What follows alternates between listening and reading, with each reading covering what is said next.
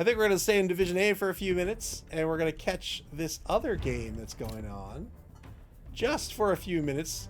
Look at the TV diff. Holy moly. We're going to catch a little bit of the Fishy Fiends facing off against the Conduct Committee.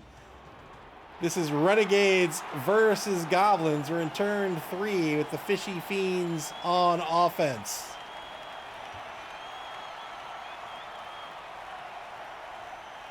Squiggy McSquid says, finished my B&T team tournament match just in time to catch the end and the start of the next. That's right.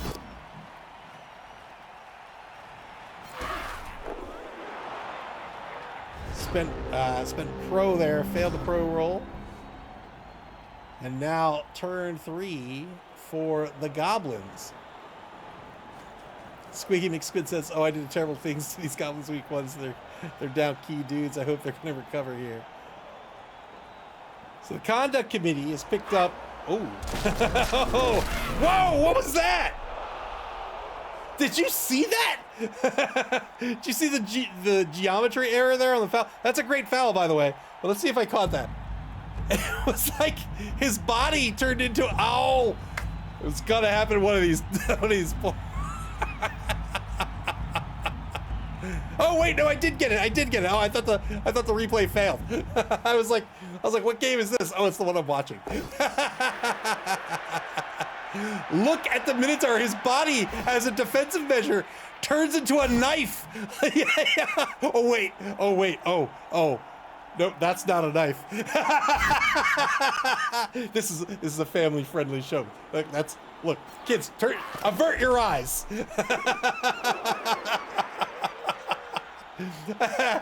Kind sir, the Minotaur is a sub.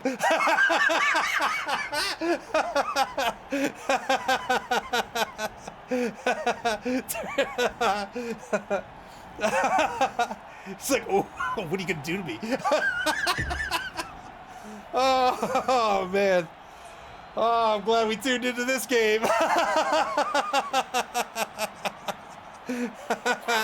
That's right, he's got a foot fetish. 22 seconds in turn 3. It's too late, mother. I've seen everything. 2-die block against Winter Gust. Gets a pow here. Troll play nice. The #1 trained troll on the block. Breaks armor. Gets a stun. So the Goblins doing a great job here against this Chaos Renegades team. Chaos Renegades defined by having 3 big guys. They can have up to 3 big guys on the pitch from a pool of 4 different big guys. So they have, in this case, they have the Rat Ogre, they have the Minotaur, and I think they have an Ogre who might not actually be on the pitch. He's not. So the Rat Ogre here, the nega trait for the Rat Ogre is called Animal Savagery. And what's nice, I use the term loosely, but what's nice about that skill is that this Rat Ogre, when they fail that nega trait, most big guys have a nega trait of some sort. The Rat Ogre is no different. When they fail that die roll, so long as they have a friendly player beside them, they can beat up on their own player, but then they can continue to activate like normal. Compare that to, say, the Ogre over here, who when he oh boy. Oh boy, they lucked out with the block skill on the reroll. The Fishy Fiends with no... Whoa! Wow! No fear by Black Wolf of the Deep. Great recovery. But the Ogre here, who's boneheaded, he rolls a d6. If he fails it, he just fails it.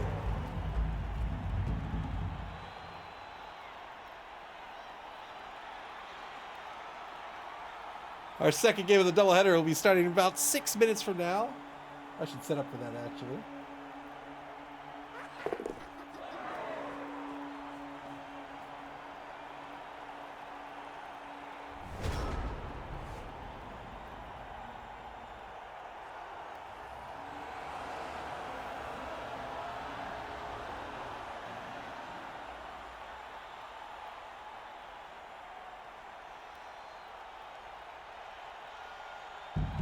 There we go. Final third of the first quarter here. The Conduct Committee Got a number of gobos on the ball here, but weren't able to secure the ball. And now the Renegades have the ball. Black Wolf of the Deep, number 11, level 4 human lineman. Electric Man says split screen in both games. What if I could? What if I could?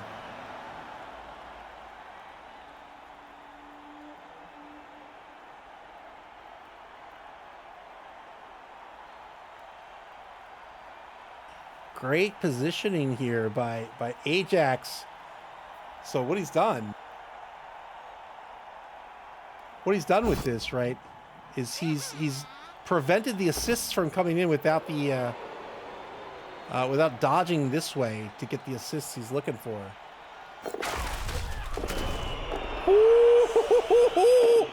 Wow! Bomber Dribble Snot, the star player. My goodness, with the eagle eye on the bomb pass.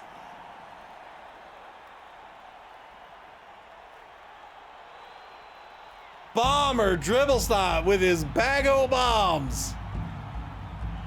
On the long pass, targets the opposing player and gets him off the pitch. And now the Goblins recovering the ball. Gentlemen with the ball.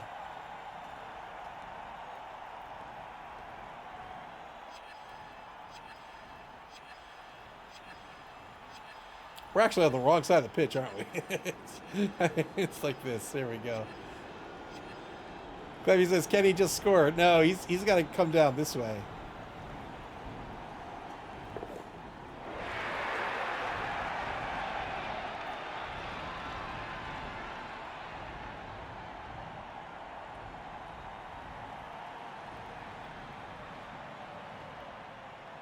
Bomber Dribble Snot earning his very, very, very low salary.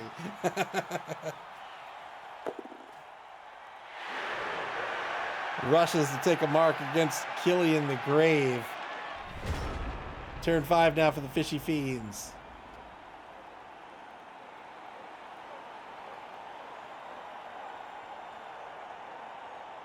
Yeah, Chaos is on offense. Yeah, whoever goes first in a turn would be on offense. I wonder if we're going to raise like Cindy. Wait, did Cindy Pie Whistle? Did her salary increase?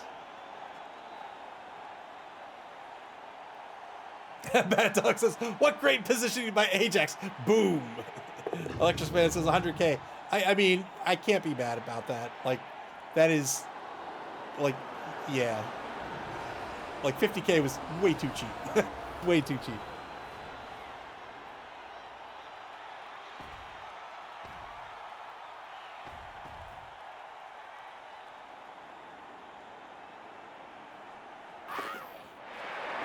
Two-die blitz. Two-die blitz. It's going to be a dodge push. Does have a pro re-roll, but fails the pro roll. So just the dodge push. Follows up for another two-die by the pile driver player. The Grave got the pal this time. 8+ breaks armor.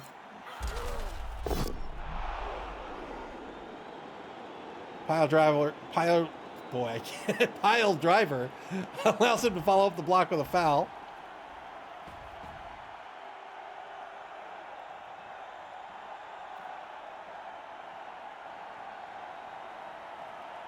McMackey says, I think there should be more bad stars that are cheap, like worse than alignment in some ways, but bring something interesting.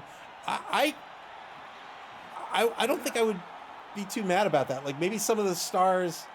The problem is, I mean, yeah, it's a game design question, but some of the stars that are quote unquote bad right now are only bad because of their cost.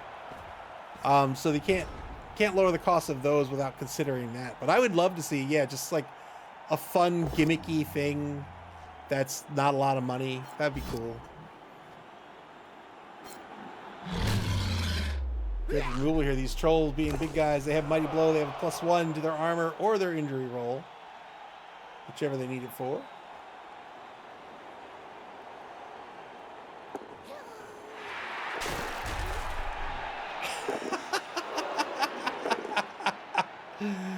Oh, I love bomber dribbles not so much. In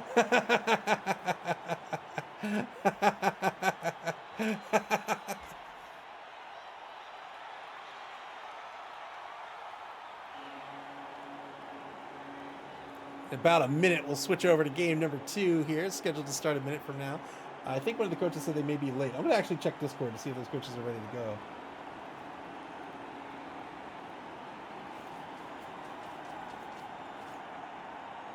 I wish I could check games while I was... Whoa, why is that happening? While I was in game, you know what I mean? Like, I wish the front end was divorced from what's in the viewport.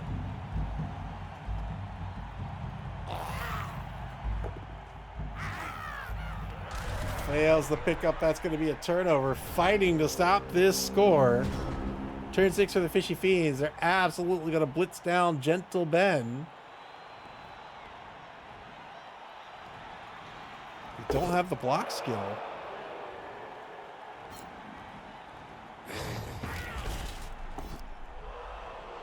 Actually, it might not even be Gentle. Well, I don't know. Can he get somebody else there?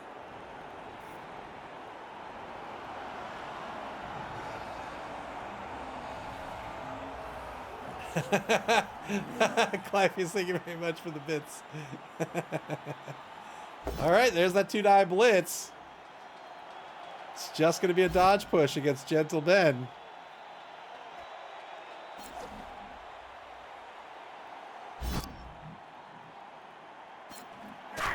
Squiggy McSquig praying to Nuffle. McMackey, thank you very much for the follow. I appreciate it.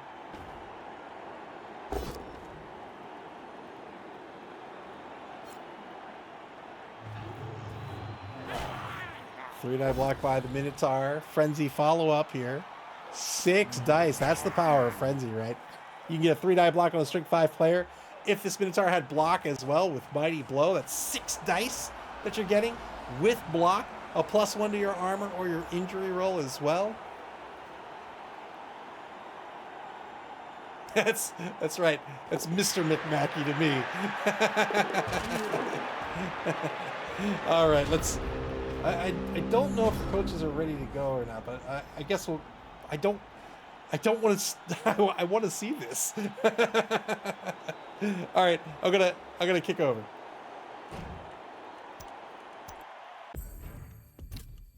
Let's see if the game's underway. Not yet. Not yet. Maybe we can get back in quickly.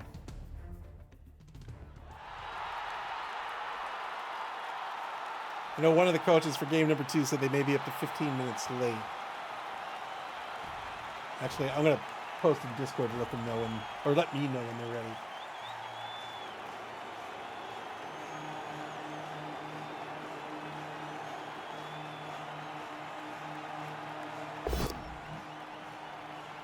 So Fungus the Loon here is a fanatic. That's a ball and chain that he's swinging. So he gets to activate up to 3 times on a single turn. When he does, he chooses one of the orthogonal spaces, so not the diagonals. Chooses up, down, left, or right, and then will randomly move into one of the 3 spaces on that side.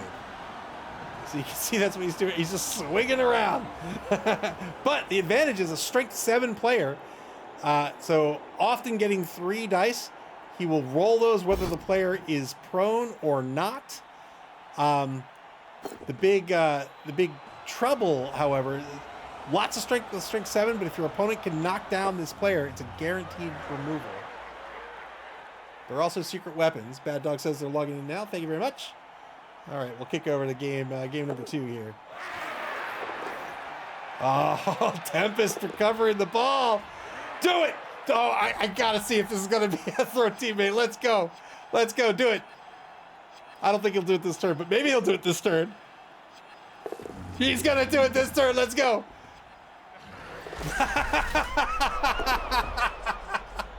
Oh, this is my very favorite game ever. Picked up his teammate, throw him right into the ground. All right.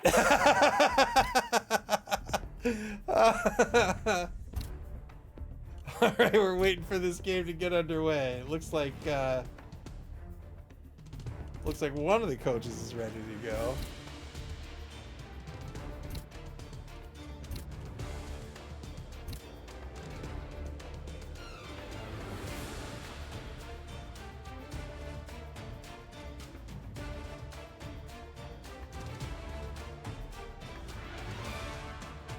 All right, spike the ball, not your teammate. That's right. All right, I've asked one of the coaches to let me know when the game begins, so we don't miss it. I turn 7 for the fishy feeds. So we briefly discussed Chaos Renegades, how they're defined by those 3 big guys. The problem is big guys are inherently unreliable, right? They have these nega traits that you have to contend with unless it's a mummy. So that can be difficult. If you can lock down those big guys or even get them off the pitch, the Chaos Renegade team collapses pretty easily. The Goblins, on the other hand, they are defined by shenanigans, right? They do not play by the rules. They have access to lots of secret weapons. Secret weapons are players that do something that breaks the rules, but they only stay out on the pitch for a single drive before the ref catches on to what they're doing. They have access to cheap bribes. So you'll see Goblins, they have players with chainsaws, players with these ball and chains. They have players on pogo sticks. They can fly. They're often big old cheaters. 2-die uphill here by Fungus the Loon, or against Fungus the Loon, is a turnover. Turn 7, trying to get Fungus off the pitch here. 3 bribes for the conduct committee means they can keep all their secret weapons in the game. Likely keep all of their secret weapons in the game by bribing the ref. 1-die blitz against Nutters the Brine. Breaks armor. Conduct committee trying to do they have anybody left on the pitch? The lone goblin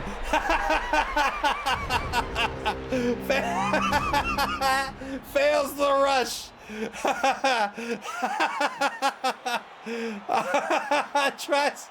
He tried so hard, but now the conduct committee will not be able to get on the board.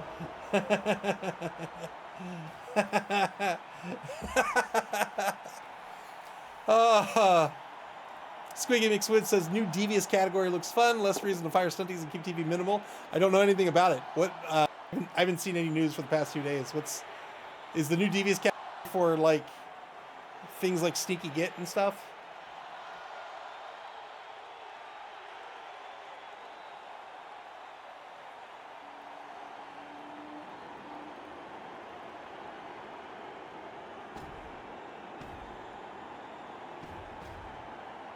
Minotaur here has unchanneled Fury.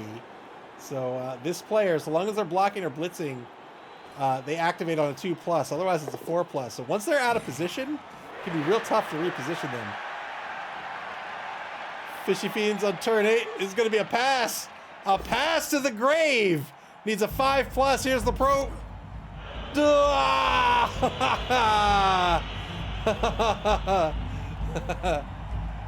2 big plays here by both coaches. Didn't work out. The goblin fell on his face. The human lineman, he's not trained to throw. He doesn't know what's going on. All right, we're going to kick over to our second game now.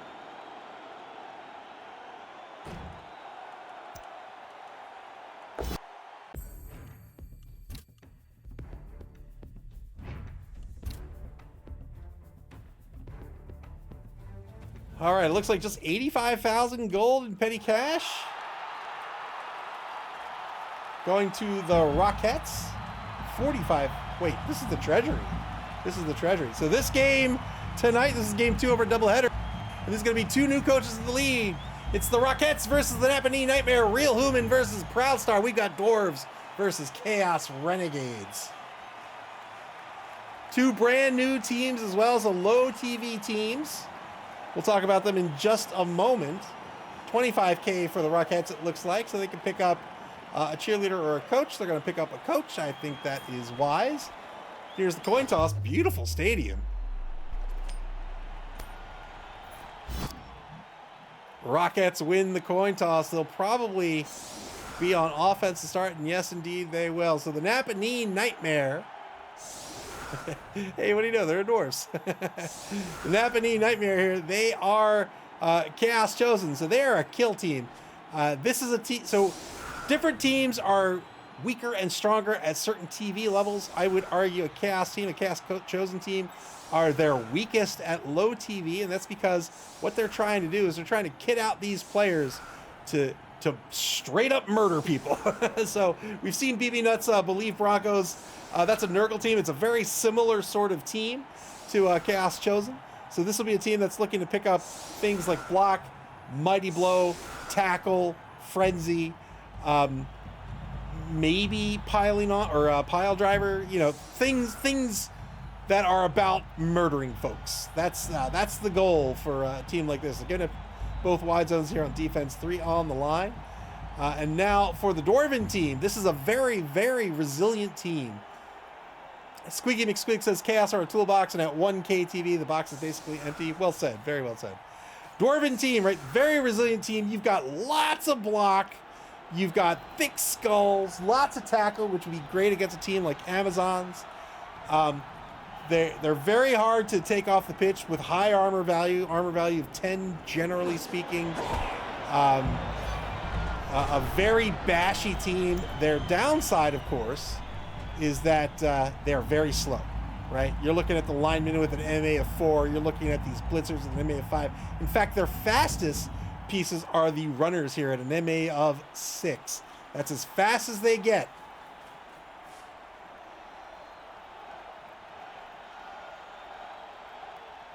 SP Beaver, thank you very much for the bits.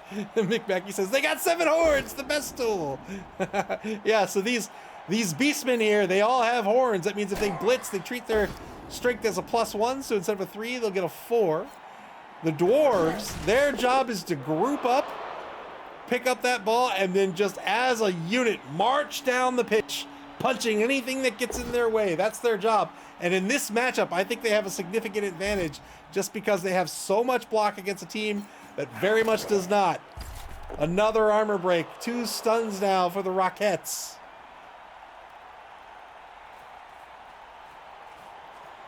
If the Nightmare wants to win this game in a matchup like this, they're going to have to find a way to stop the Dwarves dead in their tracks and start applying pressure from at least 2 sides on the inevitable cage that's going to form.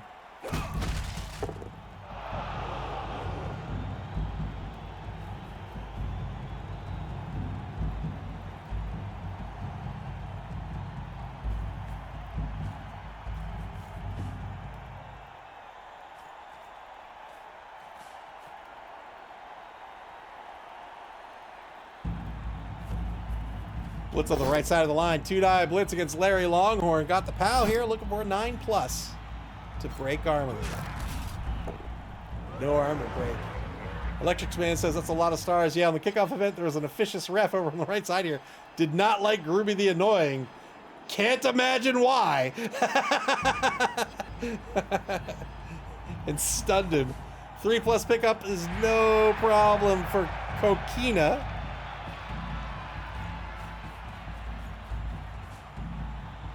Advances the ball up to the Rockettes' own 6-yard line.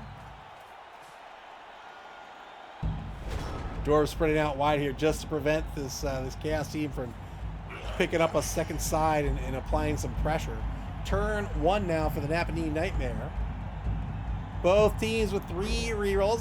That's a nice place to be when you're at low TV, I think. That's a solid number of rerolls. I would say the old version of the rule set, very rare was the sound reason to pick up more than 3 rerolls, that you could only spend one a turn, and they count against your TV, right? So if you imagine, right, the equalizing mechanic in this game is the inducement phase with petty cash. So if my team, TV stands for team value, if my team's worth 1 million gold and your team is worth 900,000 gold, the difference is given to you in petty cash that you can spend in inducements by hiring star players, hiring mercenaries, picking up bribes and various things. So that's 100K I'm giving away to you. So if you think back to the old rule set, if I pick up a reroll and that counts against my team value, and I don't actually use the reroll, I've given you something and gained nothing in return, right? So that was the big consideration in that version of the rule set. But now that you can spend more than one reroll a turn, I think there's a handful of teams that really benefit from having more rerolls. Vamps are a perfect example. Vampires are basically always rushing. They're always rolling 2+. So having more than 3 rerolls is not a bad option for them at all.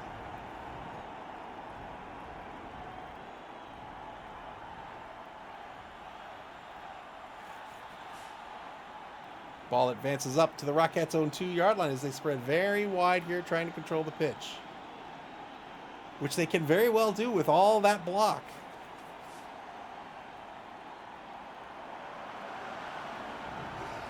Electric Man says, "But do rerolls work for vampires?"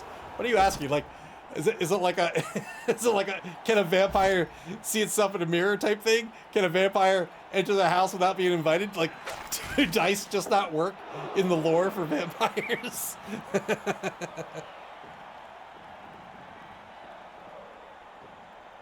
Oh no, my greatest weakness. Dice.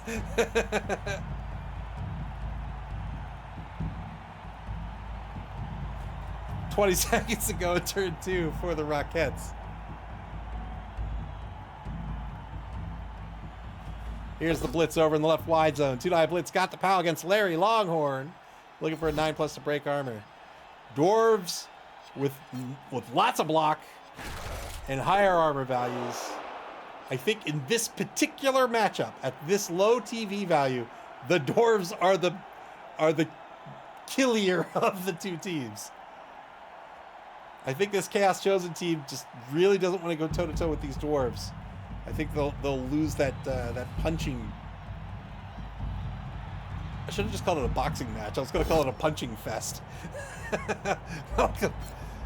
Welcome to the Mid-Atlantic Punching Fest 2025.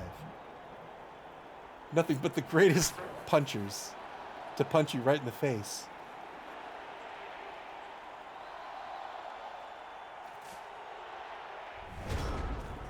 Two plus now for the Nappanee Nightmare.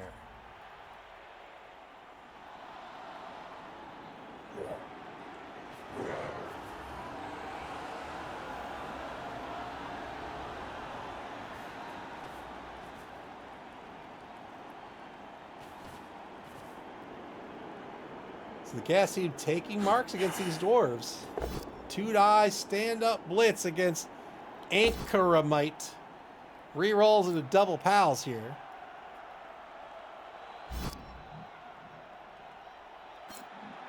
Breaks armor on the drop kick. Wow. Wow, how majestic was Ericos Born in Blood. Look at that. He had the perfect camera angle to show off.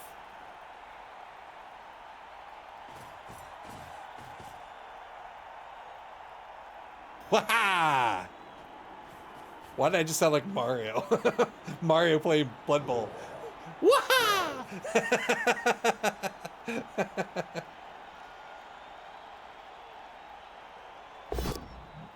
Oh man, I bought the remake of Super Mario RPG. I haven't played it yet.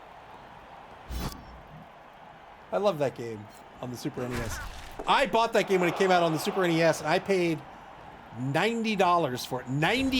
1990s dollars for that game, and I loved it.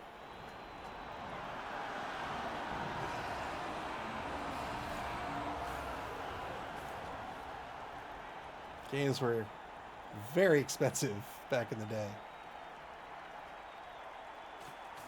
Final Fantasy III was $80.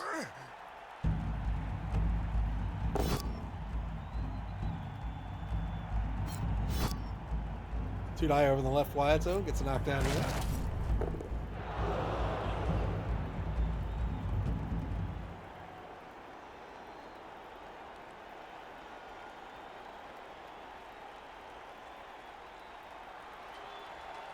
So, Final Fantasy 3. Let me get the year right for the inflation calculator.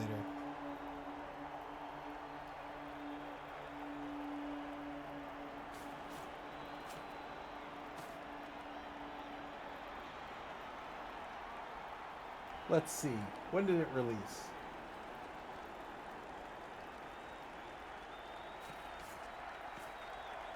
$1994.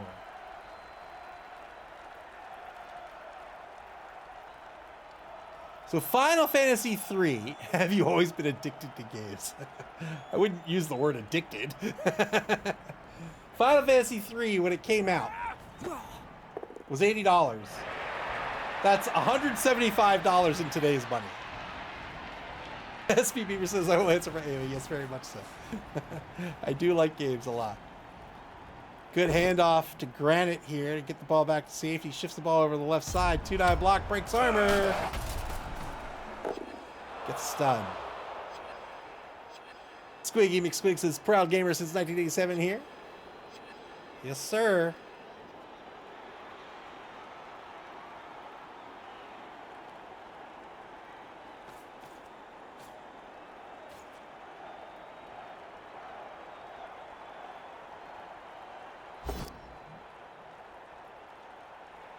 One die block against Raven the Rampager works out very well done. Block. Having block and your opponent not having block is a significant advantage for you, right? That's one more face on a D6 that is safe for you and will result in a knockdown against them.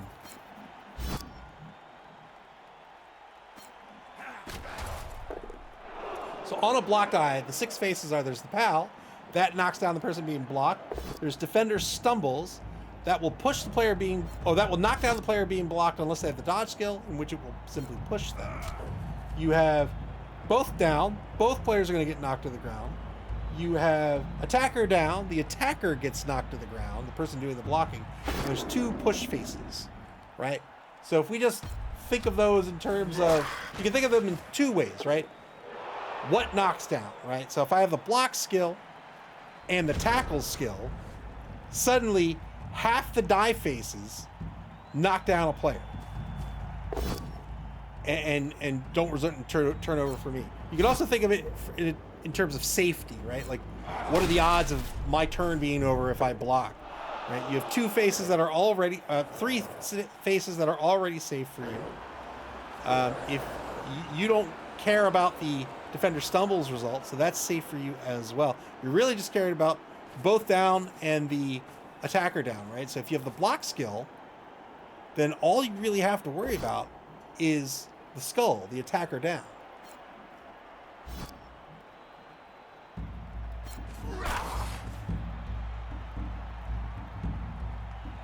Bad Dog says, we see this flaming horns on that Chaos Warrior. I think it looks great. I love that.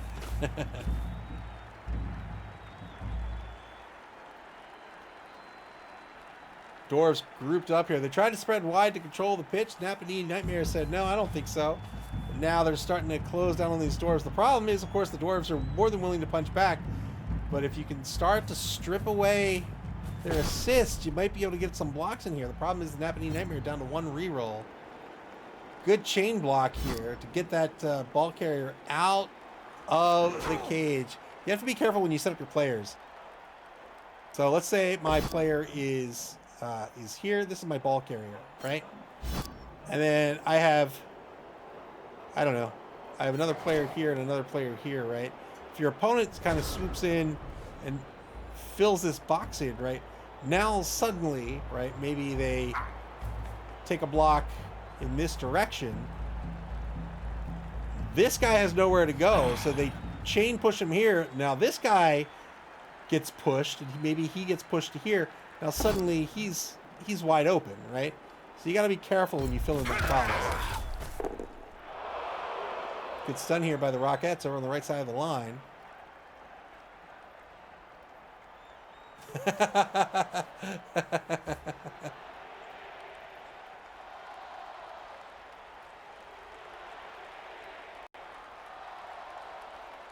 One more X for the win. Black Wolf, welcome to the stream. Good to see you. 2-9 block against Momo McSafety. Gets the pow here. Breaks armor again. Good stun. Again, these dwarves are willing to punch all day long.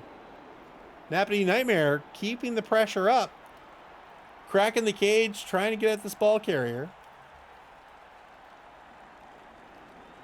Shamestone says this is gonna lead to another dead player. Oh, we can only hope. I mean, no!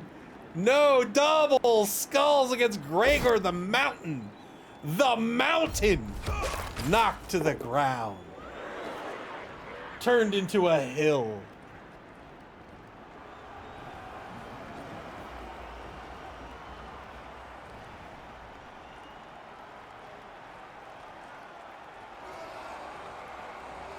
Spire says, I hate dealing with dwarves. I think a lot of people do. They're a tough team, especially at low TV. They're a tough team to deal with. I'm a human coach, so I don't mind so much. You know, my strategy is basically stay in front of them. Hold them to a space a turn, and then they just can't get to the end zone. They're eventually going to have to take a risk, have to make a big play, and that's when you can pounce on them.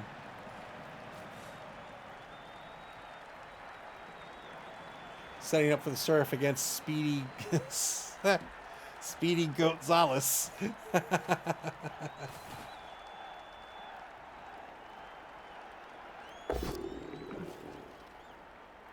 One die block on the right side works out. Troll Slayer here. Skarn, the number 3 Troll Slayer has Frenzy, so gets those extra dice on the block. Frenzy's great for getting the extra dice, as we talked about. Not so great for positioning that you have to follow up. So it can be tricky to use. You can, right, there's a couple of Frenzy. One, you might just be out of position, and now your formation's in trouble. Or two, you might Frenzy into an uphill block, and now you're really in trouble.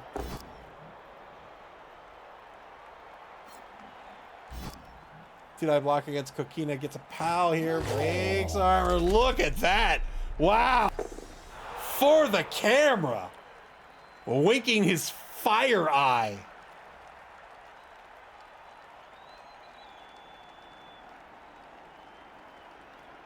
He's like, yeah, check me out. I'm gonna be on TV, girl. What? Yeah, I'm a pro ball player. Check this out. Check this out, girl. I'll wink to you. There it is. There it is.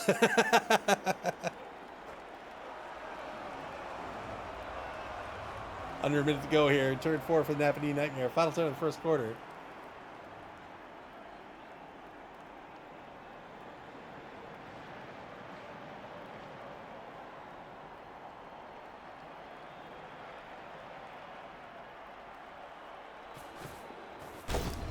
Blitz on Skarn. Got the pal here. Aaron, Ghost of Angst. Wow, what a name. Oh, the knockdown. No armor break. Boot Polish says Kevin Bacon would have just dodged that injury. Yeah. Kevin Bacon. Played for the Dinner Bell Darlings, coached by Doug the Minotaur, another Dwarven team.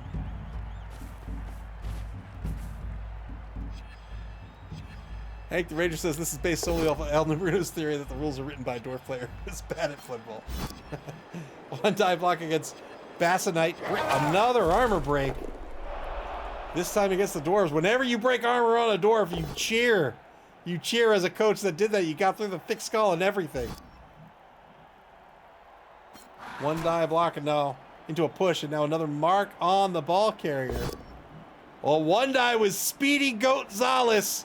Gets the pal. Very well done to get off that sideline. Breaks armor as well. Wow.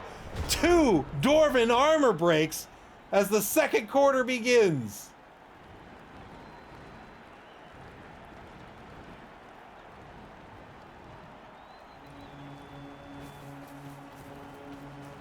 Whatever happened to Kevin Bacon? I don't know.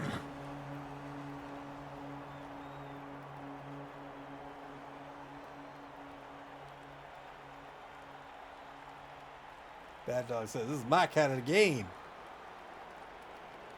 Scrum hasn't gone really anywhere here. at the line of scrimmage. This defense has done a great job at shutting it down, and has gone in and been real aggressive against a team that I still think has the advantage, but it's been working out here for the Nightmare.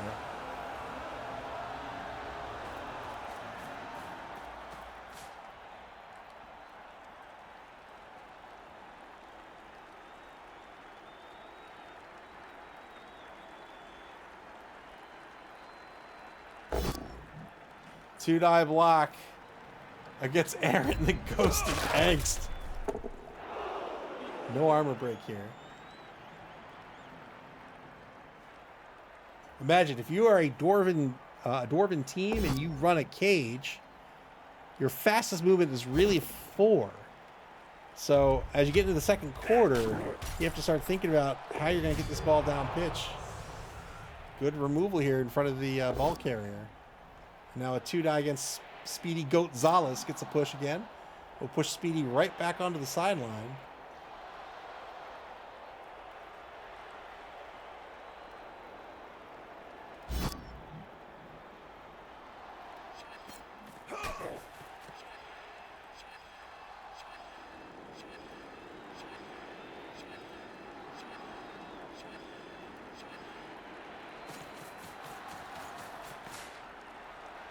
Ball carrier shifts to the right, now back on the 6. Dolomite, the number 5 runner, carrying the ball.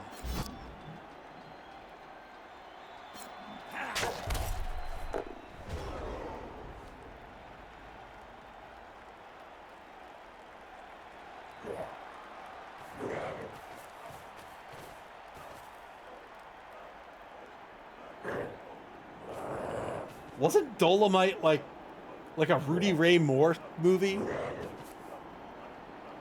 I think it was. In fact, I'm pretty confident it was called Dolomite anyway.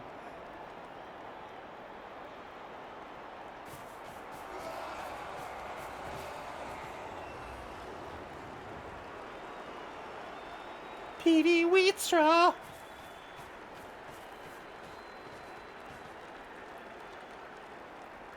What was it? Petey Wheatstraw, the devil's son-in-law, I think it was called. T9 block gets Essexite.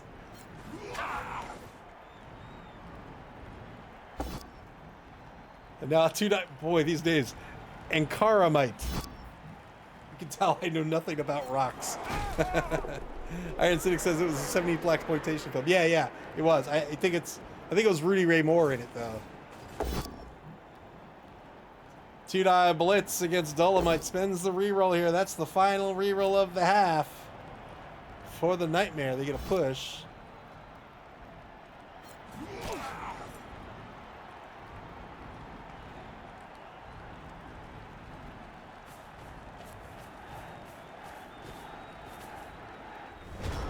Turn 6 for the Rockettes now. 3 turns to get on the board here. They're now pushed back to the 8-yard line. This defense keeping the pressure up. I am very impressed.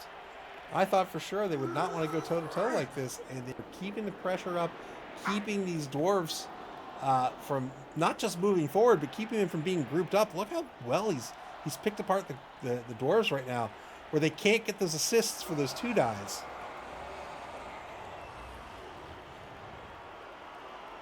Shamestone rooting for the Chaos defense.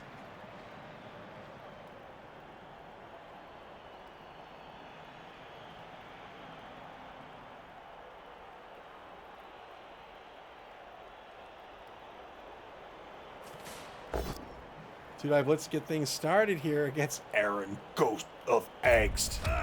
Have I been calling Ghost of Angst?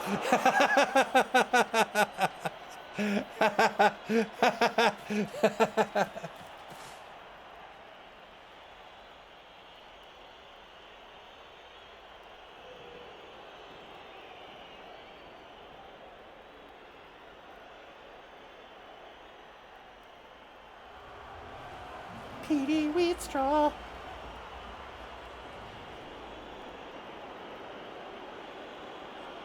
"35 seconds ago on turn 6 for the Rockettes." Really really need to start trucking here with this ball. Again, the runners only have an MA of 6. So we count that out just naively, right? That's 3, that's 6, that's 1 turn. 3, 6, that's 2 turns. 3 turns to get in the end zone, and there's 3 turns remaining. Of course, that's a naive count. There's still options. There's handoffs. There's passes. But they are a slow team. They are the slowest team. And really need to start... well, probably the slowest team... You might argue Tomb Kings are slower, but... you need to start moving this ball. So now they're going to move up to the 2-yard line over the right wide zone. So Dolomite... up on the Rockettes' own 2-yard line over the right wide zone. Null turn is what the Rockettes needed here. Double both downs did not work out for Argus the Animal against these dwarves with the block skill. First order of... Oh, I was going to say the first order of business for the Rockettes is to move that ball downfield. But they're taking blocks first.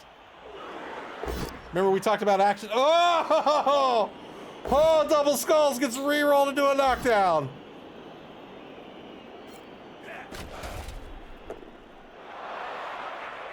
SP Beaver asks, how many spaces on each half of the pitch? 13.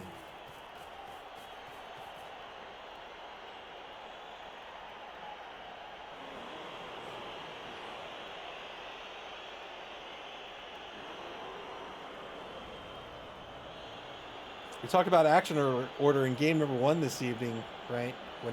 Not whenever, but usually when you fail a die roll, your turn is over no matter how many players you have left to activate. So you want to do your least risky actions first and your more risky actions last. Of course, your opponent is aware of this and it's going to force you to...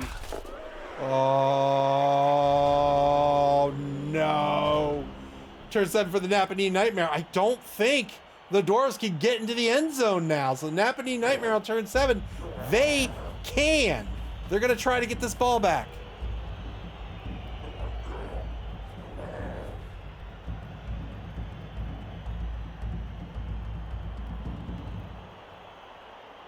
Yeah, so you take your least risky actions first. I was going to say worst. And your more risky actions last.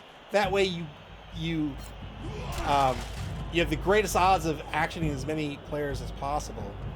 And again, your opponent understands this, and so they'll try to force you to mix that up. But generally speaking, like in this case here, moving that ball forward is totally free unless you rush with that player. There's no die rolls, and so you're guaranteed to succeed. So one might argue you take that action first, and then you can take your blocks.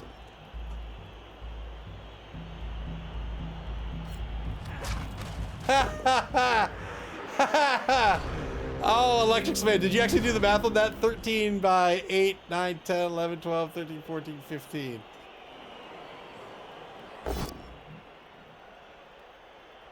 Well done. Well done, Electrics Man. I commend you.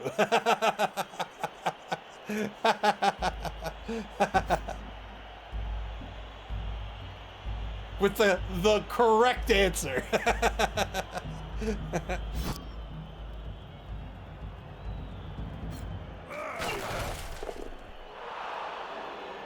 Rockettes on turn 8. I think at this point they're just trying to stop the score. McMackey says lots of blocks being rolled. Some of them are going to be bad. Yes, indeed.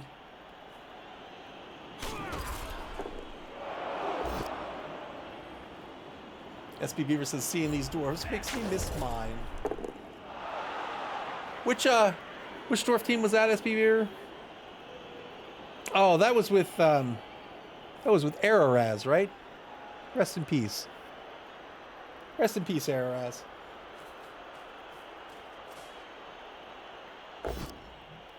T9 block against Speedy Gonzalez. Gets Araraz the hero. Araraz the dead.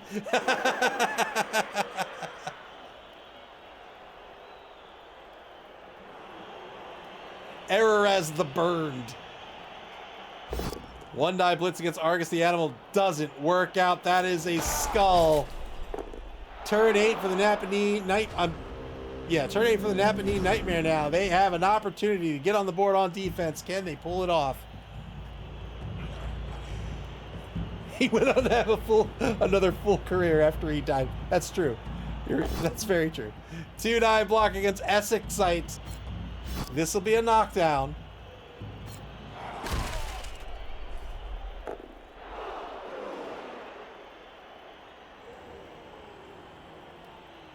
Needs to knock the ball out of the hand.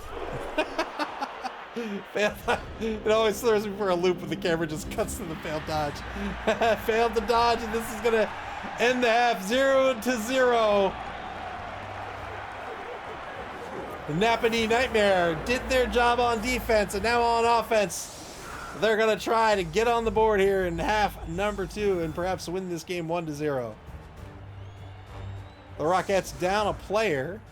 5, 6, 7, 8, 9, 10. Yes, indeed. 10 v 11 on the pitch. It'll be a one-man player advantage for the Chaos team.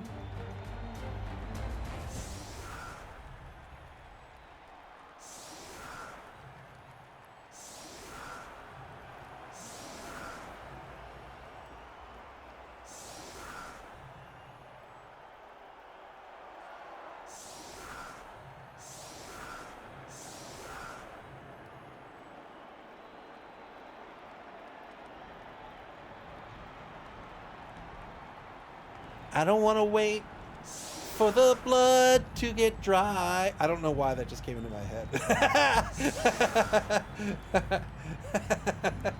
3 on the line for the defense. Giving up both wide zones here with, let's call that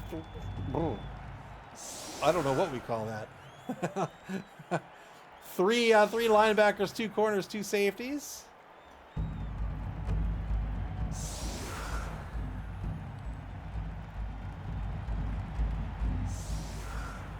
Boopal says, do dwarf coaches even practice formations with less than 11 players?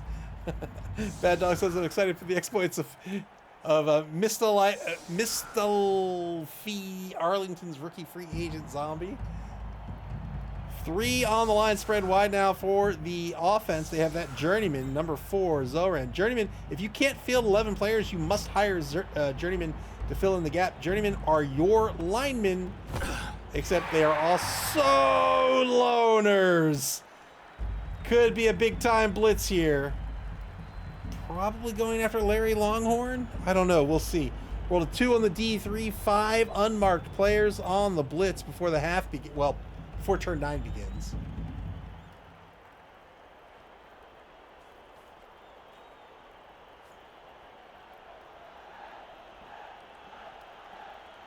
I don't want to wait to punch you in the face.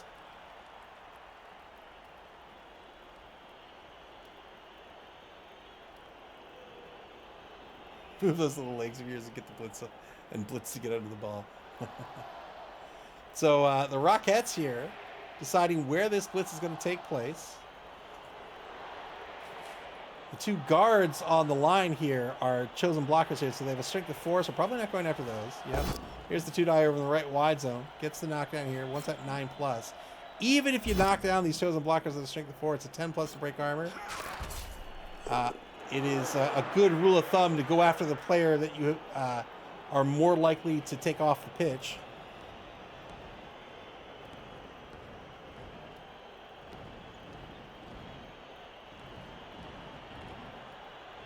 Three more to activate. May not activate anyone here, but I think the dwarf coach probably okay with the mark. So the strategy is a little bit different here on defense. This dwarf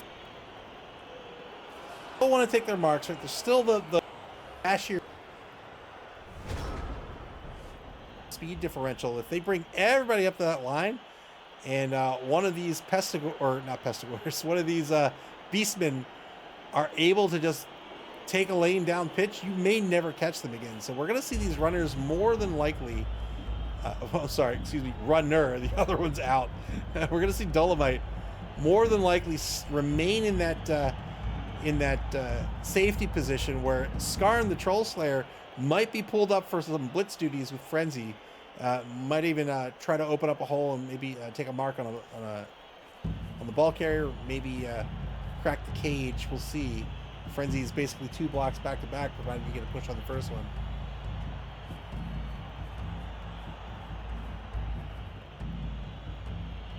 Is this going to be a handoff? A rush hand? No way.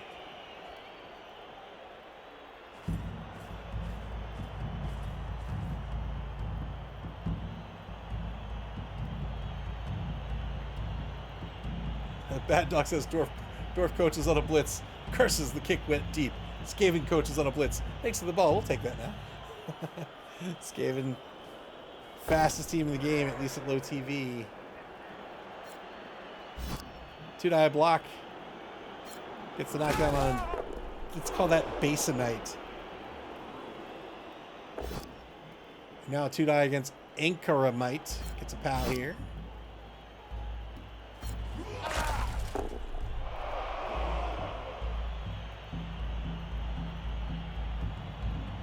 There's only one way to pick up SPP and pick up those skills, and that's the Chuck Dice.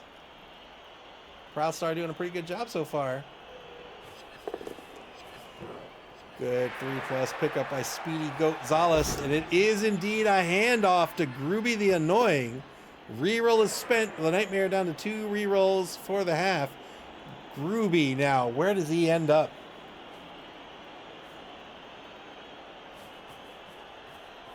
Ooh, boy, oh boy. Couldn't catch the ball on the handoff pass. Tried to get this ball well down pitch to the 8.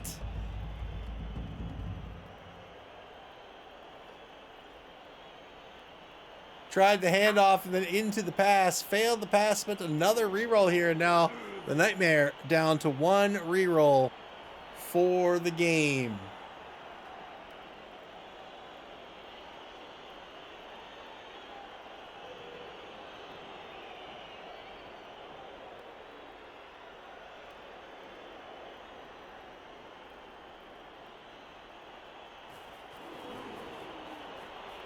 SP Beaver says, I'm not sure I would have re-rolled that one. It wasn't too bad there.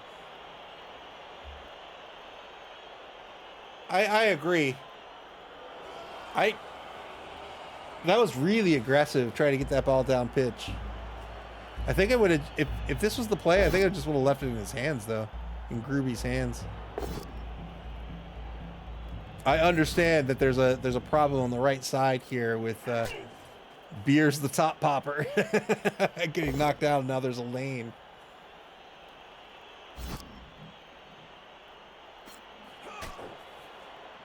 But you know, you got a foul appearance. Who's gonna touch you? Who's gonna touch a face only a mother could love?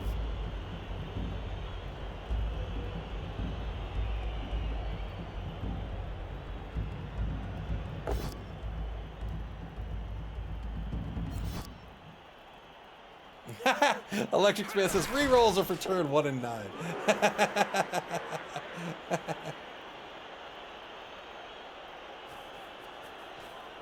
Blitz by Skarn the Troll Slayer gets a push into a 1-die frenzy follow-up. Has the block skill, gets another push. And now a mark on the ball by the Troll Slayer.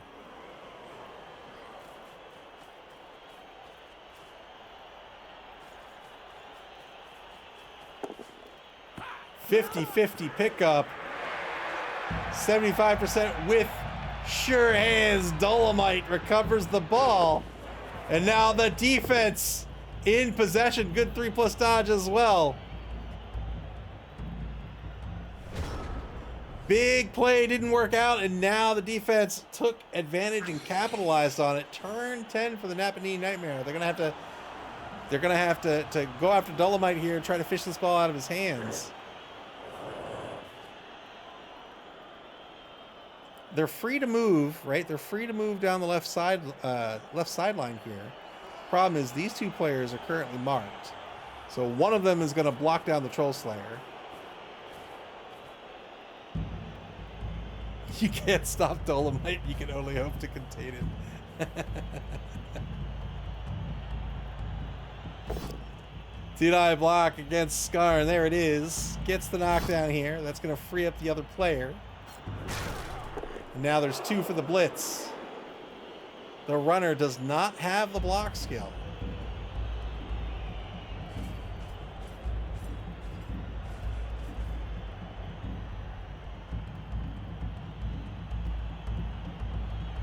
One assist by the chosen blocker, Argus the Animal. Here's the blitz. Two-die blitz. Got the pow. 9+ is going to break armor. Whoa! I've never seen so many Dwarven armor breaks. Great removal there by Grooby the Annoy. 3+ pickup attempt by Raven the Rampager. Fails the pickup. The final reroll is going to be spent here. And that is not a pickup. That is a turnover. Turn 10 for the Rockettes. Great removal.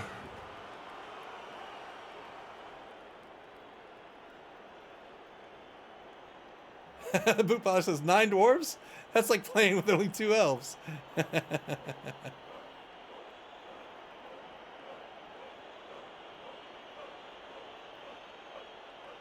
So the ball in danger once again here for the offense. The Rockettes absolutely going to set up a scrum here and try to fight for the ball. Here's the blitz. Two-die blitz. Double pals against Raven the Rampager. Didn't even need the block skill.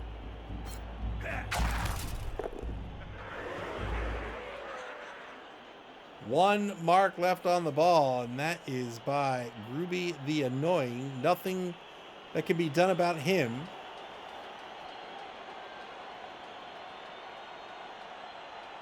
A 1-die with the block skill against Beers, the top popper, can free up Basinite to get in on this scrum. Same thing can happen over here against Ericos Born in Blood. Or, you know, you can just grab the ball, no problem. You can grab the ball and dodge like an elf. No problem.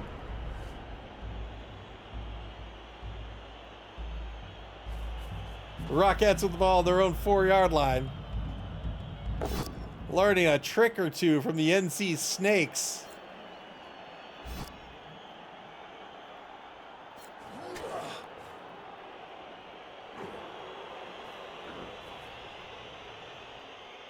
El Nubarino, welcome to the stream. El Nubarino says, "Hey, I got in here in time for some of the game."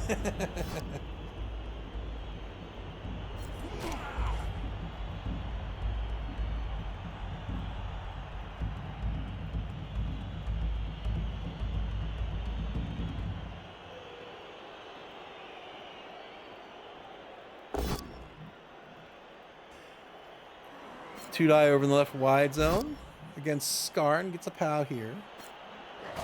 Troll Slayer's weaker in armor than some of their teammates. They have an AV of 9+.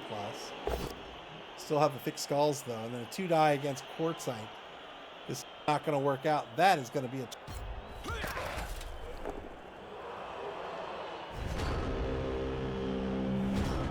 Turn 11 for the Rockettes. They've got a player to clear here. Either Zoran, the journeyman on the left side, or Ericos Born in Blood. Probably going to be the journeyman.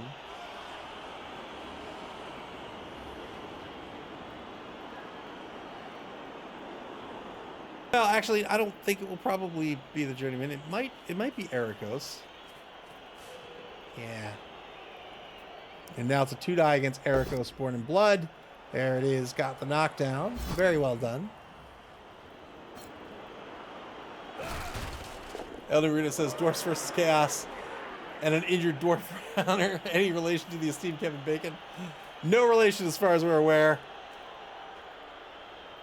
Good mark taken against Gregor the Mountain.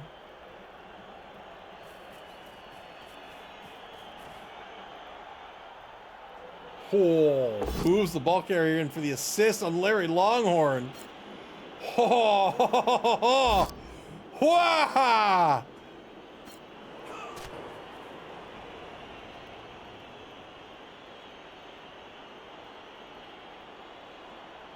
Moved the ball carrier in for the assist here, but couldn't get the knockdown. Now the ball carrier marked.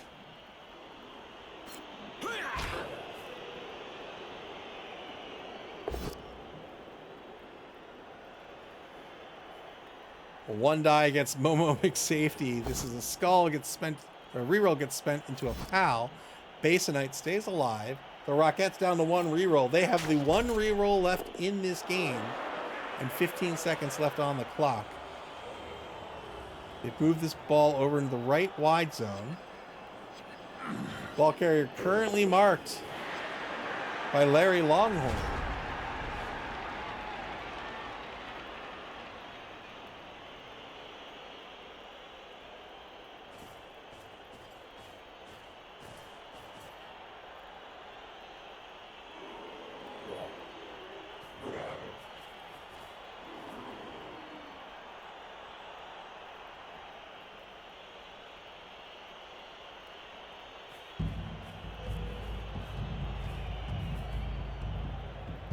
Nappanee Nightmare setting up some blocks here. They're going to get a 2-die against Essexite downfield. Really want to look for a way to go after this ball. Currently an uphill block against Philite? Philite? Let's call it Philite. I like Philite better. Here's a 2-die against Granite. Got the pal.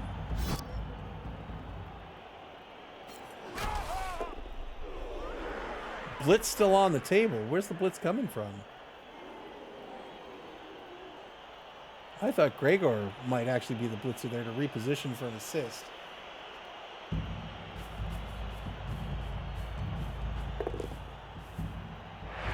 Negating the assist with Basalt here. And now blitz with Horns makes that a 2-die block, gets the knockdown.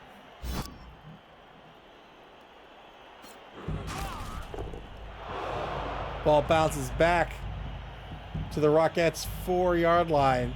Larry Longhorn marked, but dodges and picks the ball up. No problem in the offense. I was going to say the raw fence. The raw fence. The offense recovers. Moves the ball downfield to the opposing 10-yard line.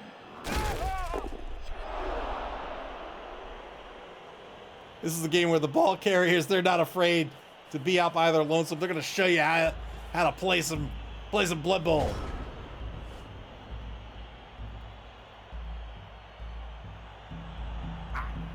Final turn of the third quarter. The Rockettes now finding themselves behind the ball, and they're in trouble.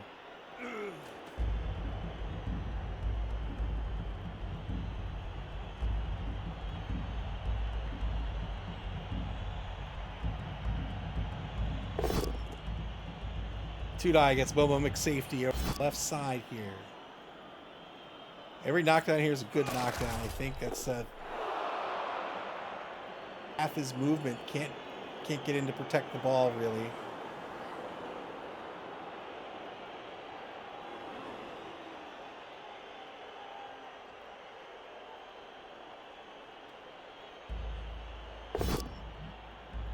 One die over in the left wide zone. You think it's going to be a dodge blitz maybe?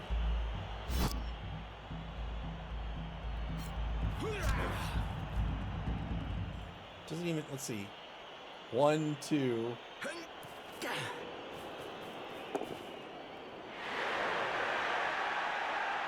That's the assist out. I can't get there. Oh, ho, ho, ho. It's going to be a blitz, maybe a blitz dodge. Freeze up Carbonatite. 3+ dodge. Nope, going in for the assist instead. Gets a push out of it.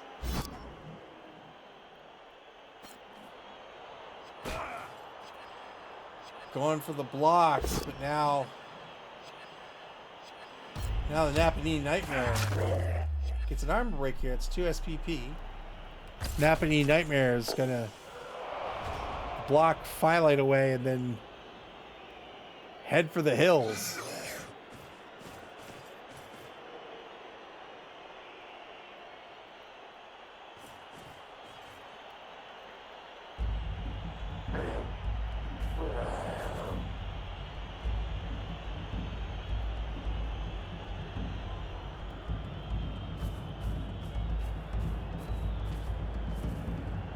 Mark taking the left side here. No rerolls remaining, so they've got to be careful here. It's a delicate balancing act between doing what's safe and doing what needs to get done. Yeah, here's that blitz. 2-die blitz. Got the knockdown. That's enough. And now the ball carrier is free, so the next action is going to have that ball carrier move down pitch. And I think they're going to stall this out for at least a turn, because nobody's going to be able to get this ball carrier over in the right wide zone. Very well done here by Proudstar.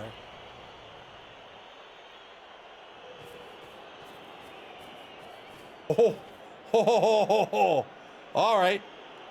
Didn't move into the right wide zone, so technically there's an opportunity here to get dice on the ball.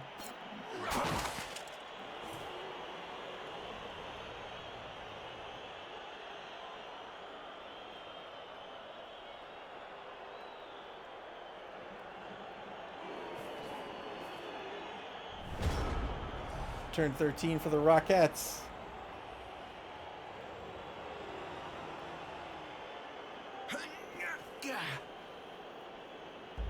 Into the fourth quarter now. The Rockettes very far behind. The only chance they have at getting somebody at the ball is going to be Essexite.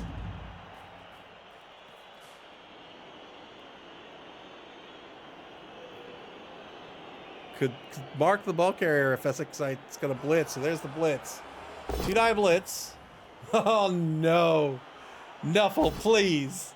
Nuffle, please. Got the knockdown. So now it's 1 rush to mark. I'm sorry, 2 rushes to mark. All right, that's the play. Got the mark on the ball carrier. It's the best they could do. They can get another mark here, but you're not penalized by how many players mark you. When you try to dodge away, if you are marked and you try to move, that is what triggers a dodge. The negative modifier, you have to pass an edge roll, so in this case it'd be a 3+. The negative modifiers are for the number of tackle zones you are dodging into. So 2 marks here, it's not going to be enough to really stop the player from dodging away on a 3+.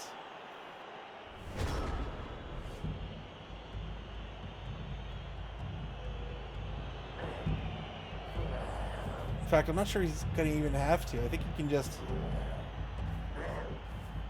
No, he's marked everywhere.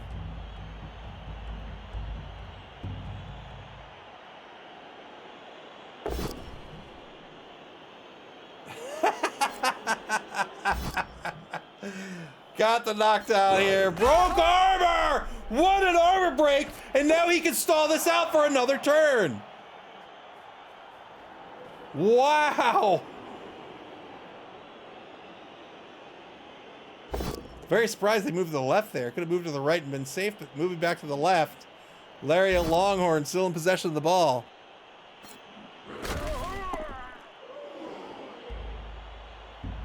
Good blitz.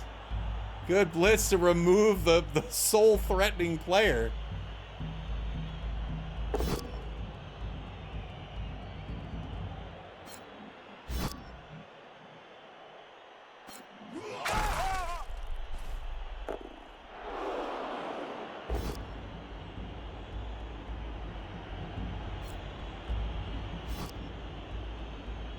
Closing out the turn, taking some blocks. It'll be turn bottom of the 14th coming up for the Rockettes.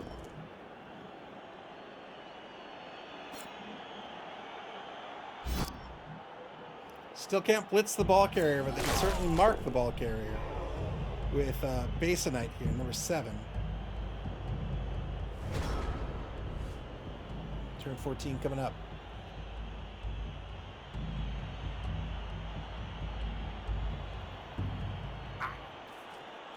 Have you ever seen this ever? 2 injured dwarves and a knocked out dwarf.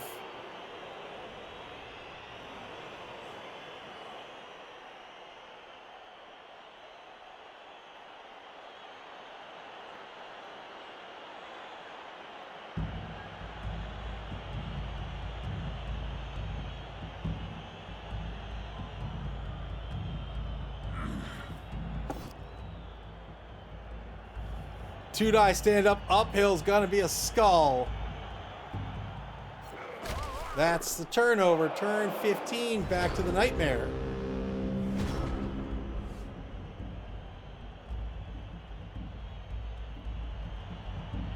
As the Nightmare showering the fans in alcohol. Looking to pick up their first win of the competition. Gonna stall this out till turn 16. Larry Longhorn moves over in the left wide zone. Two die block against Basinite. Gets a push out of this.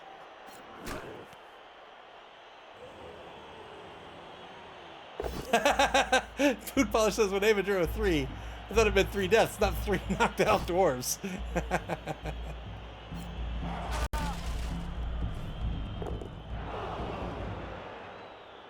It doesn't make sense. It doesn't make sense. They don't have that far to fall. under a minute to play in turn 15 for the Nightmare. 2-die blitz against Quartzite. This is another knockdown here, looking for a 10 plus. Holy smokes. Holy smokes, another armor break. It's gonna be a foul. 6 plus foul with the 5 plus foul with the journeyman. Oh, the ref's like, come on, man, get out of here.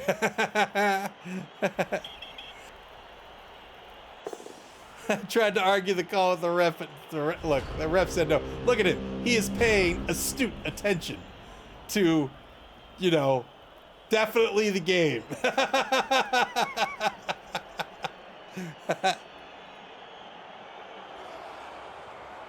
Turn 15 for the Rockettes now. They can't get at the ball. Well, yeah, they can't get at the ball carrier.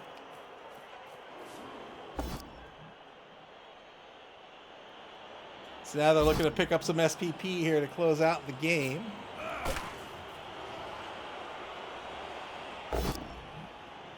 Double skulls is 16.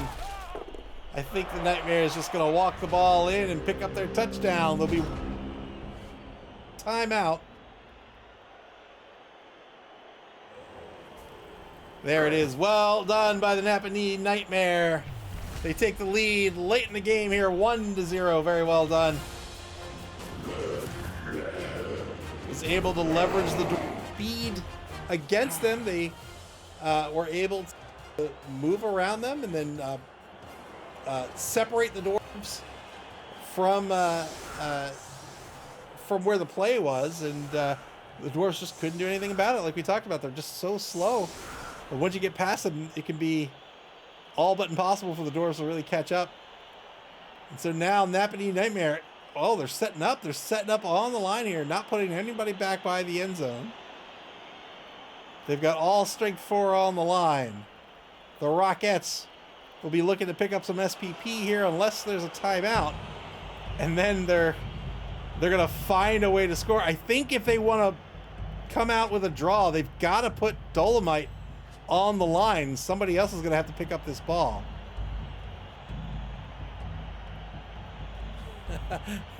Electric Man says, how many squares do you have to push them toward for one turn? A lot. A whole lot.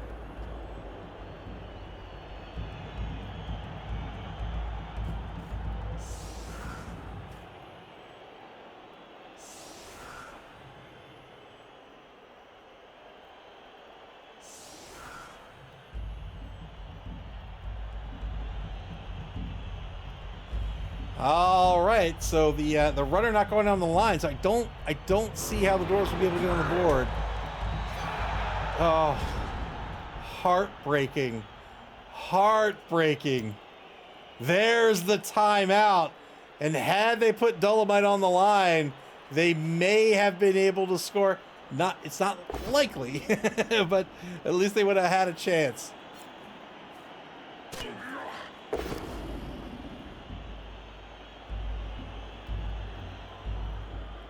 Uphill frenzy block works out. Scarred, not afraid.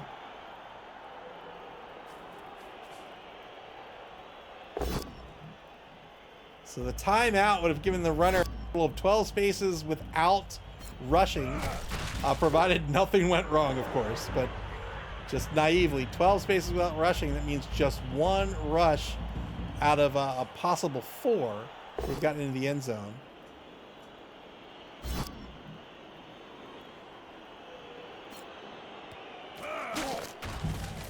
Nothing out of the armor break here.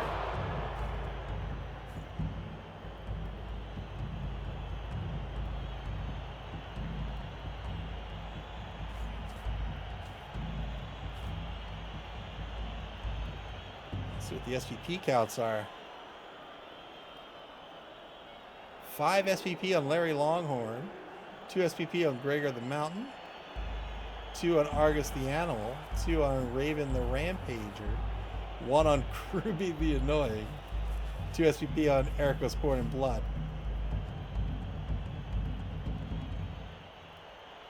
Doors moving 6 up to the line.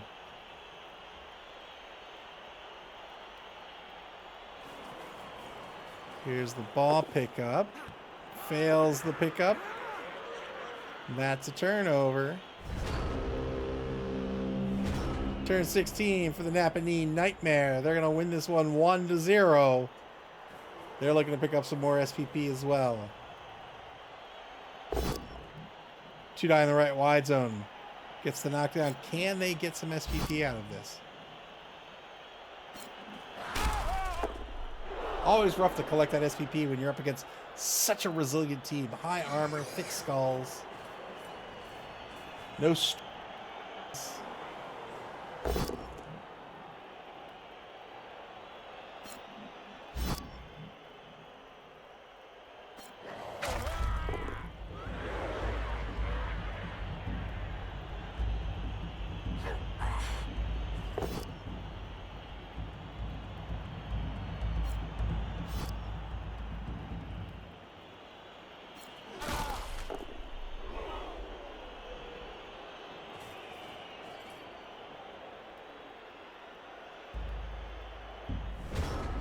Turn 16 for the Rockettes, the final turn of the ball game. They've got, it looks like they've got to have a blitz and then an opportunity to pass for some SPP. So a completed pass is 1 SPP for the thrower.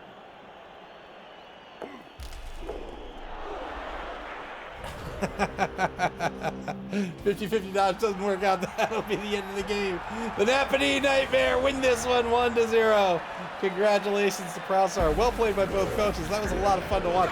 I really like these low TV matchups against teams because it gets to kind of the heart of the teams per se. Like, you know, we talked about how the Chaos Chosen team, right? They want to kid out their team. So arguably, once they have their skills, you can kind of see really what they're working towards. But at low TV, when you just start out, you can see, you know, there's not a lot of skills at play. So you can see just how much solid foundational Blood Bowl tactics, understanding probabilities, how understanding positioning and tackle zones, how these affect the game, and how you can build off of that as you pick up your skills. I really like watching matches like these. It's a lot of fun. All right. Yeah, with that win, Nappanee Nightmare are going to pick up their first win here in the Dungeon Bowl. Plenty of more games to play. This is just week number 2. 7, that's how that works. 7 more weeks to play, but we still got a lot of week 2 to get through. Let's look at the schedule before we leave for the evening. Thank you very much for the kind words, everybody. I appreciate it. Let's take a look at the schedule before we leave for the evening.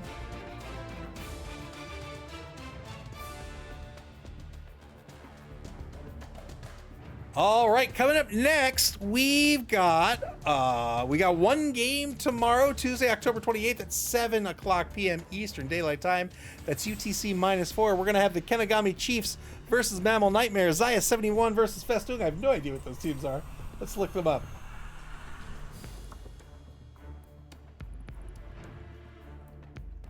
That's going to be Blorks, Black Orcs versus Necro. That's tomorrow at 7 o'clock p.m. Eastern Daylight Time. Oh, Proud Star with the sub. Thank you very much. Oh, thank you very much for your kindness. I appreciate it. Congratulations on your win tonight. I appreciate your kindness. Thank you very much. And then this Thursday, we're going to have a doubleheader starting at 8 o'clock p.m. Eastern Daylight Time. That's going to be Dead and Loving It versus the World of Cheese. S. Beaver versus James Like Snacks. That's Vampires versus Pro Elves. And then at 9:30 p.m. that night, we have the NC Snakes versus the Gutterballs. Moob versus El Nubarino. That's Dark Elves versus Orcs. And 4 more games to schedule this week. And when those games get scheduled, you'll be able to check out and get alerted to that schedule on our website at maml.club. That's MAML.club here on Twitch. I just realized I forgot to update the week number. Anyway, here on Twitch or on our social media pages on Blue Sky, X, and Facebook. You can also watch previous games on our YouTube channel. What about Saturday? Play Blood Bowl. Oh, you know what? If you want to hang out in our Discord channel, I'll put a link to that in the chat as well. There you go. You can come hang out with us there. Play Blood Bowl, man. This game is so much fun. Look what's on screen right now. That's a Vargeist. There's a giant man bat that you can play as. Electric Man says there's a game on Saturday. There is, and it will not be aired. You can play Xbox. You can play Blood Bowl via Blood Bowl 3 on Steam, the Epic Game Store, PlayStation, Xbox, and a tabletop form. Local game store until tomorrow night at 7 o'clock p.m. Eastern Daylight Time. Take care, everybody. I had a blast. I hope you did too. We'll catch you back here tomorrow night. Enjoy the rest of your Monday evening.